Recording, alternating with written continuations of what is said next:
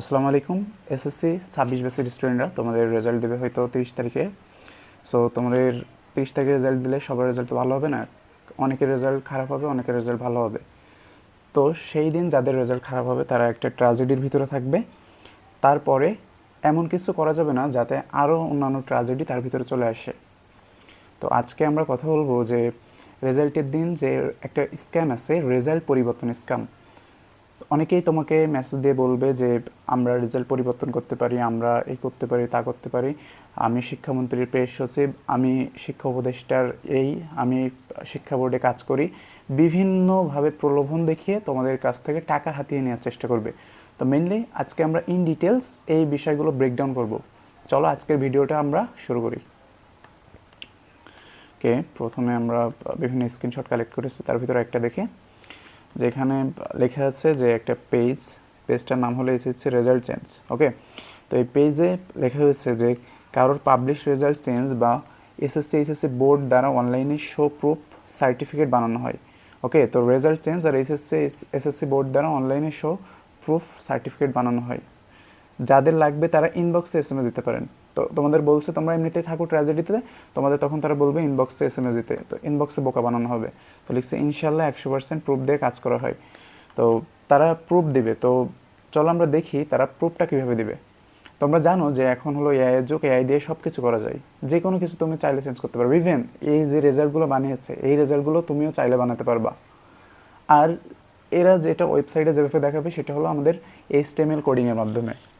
HTML কোডিংয়ের মাধ্যমে তোমাকে একটি ফাইল মেক করবে, সেই ফাইলটাতে তোমার দেখাবে যে তোমার রেজাল্ট আসলেই তো পিডিএফ বানিয়ে দিচ্ছে, যে তোমার রেজাল্ট এই যে আগেই ছিল এখন এই হয়েছে, কিন্তু আসলে রেজাল্টের আলটিমেট কোনো পরিবর্তন হবে না।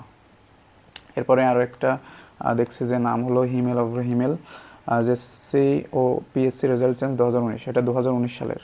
তখন এই অবস্থা হতো। 5 বছর যাবৎ 100% নিরাপত্তা সহকারে রেজাল্ট চেঞ্জের কাজ করে আসছি। প্রতি বছর আমার অভিজ্ঞতা অনুসারে আমার 100% শিওর কাজ হবে। তো এই যে টাকার পরিমাণ এখানে দিয়ে দিচ্ছে, গোল্ডেন এ প্লাস 10,000 টাকা, এ প্লাস 8,000, এ গ্রেড 6,000 টাকা, এ মাইনাস 4,000 টাকা, অনলি পাস 3,000 টাকা। ওকে, এইটা হলো সবচেয়ে চরম স্ক্যাম। তোমরা বলবা যে গোল্ডেন এ প্লাস 10,000 টাকা ঠিকই তো আছে, যত ভালো রেজাল্ট তত ভালো টাকা পয়সা দেওয়া লাগবে, কিন্তু বিলিভ মি এইটা সম্পূর্ণ লেভেলের ভুয়া স্ক্যাম। এর উপরে স্ক্যাম আর হয় না। তোমরা তখন প্রেশারে থাকবে, সেই প্রেশারটা এরা কাজে লাগায় তোমাদের কাছ থেকে টাকা হাতে নেবে। এখানে 10,000 টাকা না, এখানে ধরো 1 টাকা। এই 1 টাকাটা যদি তুমি তাদেরকে দাও, সেই 1 টাকাটাই তোমার বৃথা যাবে, আলটিমেটলি তোমার কোনো লাভ হবে না। বহুত প্রুফ আছে। এই যে আরেকজন, যে Rafia Ahmed, honours master degree result পরিবর্তন করা হয়।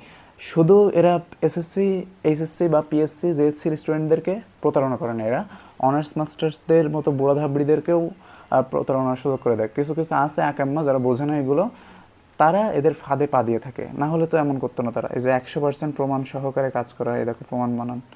তো যাই হোক, 100% প্রমাণ সহকারে। প্রমাণটা দিবে কীভাবে? আগেই বলেছে যে তারা প্রমাণটা দিবে হলো যে তোমাদের এইচটিএমএল কোড করবে বা এআই এর মাধ্যমে তোমাদের একটা স্ক্রিনশট দিয়ে দিবে। এ যাবৎকাল এমন কোনো নজির নাই যে রেজাল্ট আসলে পরিবর্তন হয়েছে। দেখো এখানে আর প্রোফাইলটা দেখো, লেখা আছে গণপ্রজাতন্ত্রী বাংলাদেশ সরকার, লোগো দিয়ে রাখছে। তো নাম দিচ্ছে হলো এক্সাম হেল্পার 2020-21। তো এরা প্রতি বছর এমন নাম চেঞ্জ করে। এখন যেহেতু 2026, তো এরা দেবে 2026-27, এইভাবে দিয়ে দিবে। তো তোমরা যেটা খাবা, তোমরা যেটা গ্রহণ করবা, তেমনভাবেই এরা রেজাল্টটা পরিবর্তন করার একটা ধোঁকা তোমাদেরকে দিবে। তো আসো তোমাকে মুরগি বানাবে কিভাবে সেটা আমি বুঝাই।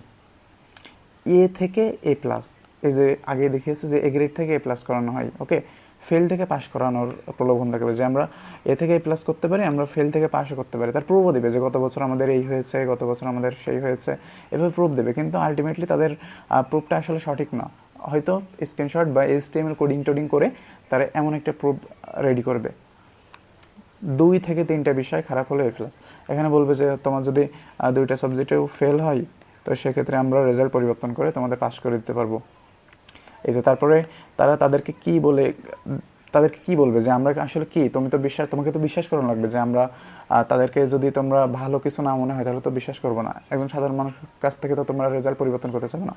তো তারা বলবে যে তোমাদের যে আমি শিক্ষামন্ত্রীর সচিব, আমি বোর্ড চেয়ারম্যানের পিএস, এইসব বিভিন্ন নানা রকম অজুহাত, নানা রকম ভুলভ্রান্তি উল্টাপাল্টা তথ্য দিয়ে তোমাদের মনে তারা জায়গা করে নেবে এবং তোমাদেরকে বোকা বানাবে।